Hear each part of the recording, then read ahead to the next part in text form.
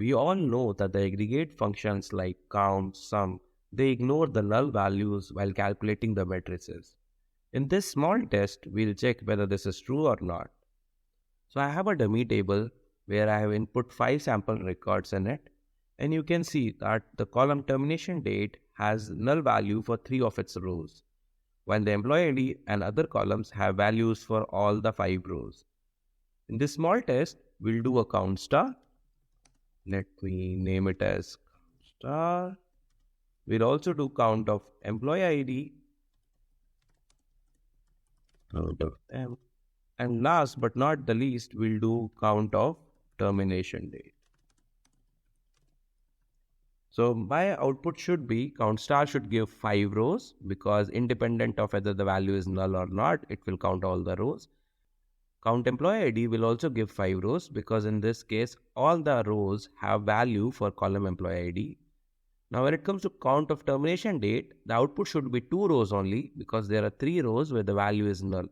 And as we know that count does not include null values while calculating matrices, it will ignore these 3 rows and output should be only 2.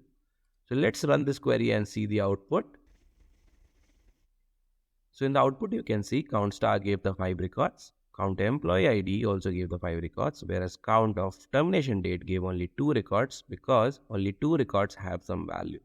So this small test proves that the count, sum, average, other similar aggregate functions does not consider null values while calculating the matrices. Now, there are 2 possible solutions if you want to handle this programmatically. One is obviously you give count star in place of termination date. If you want count of all the rows in the output, go ahead, use count star instead of count of column. Or else, if you really want to use a column name here, then what you can do is apply a function like coalesce and give a default value to your column. This default value should be of the same data type as your column, right? So termination date is date.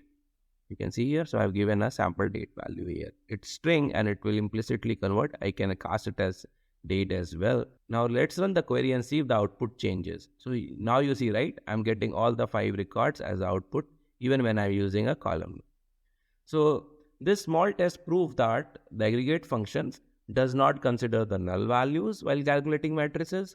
And if you need all the rows in the output, use count star.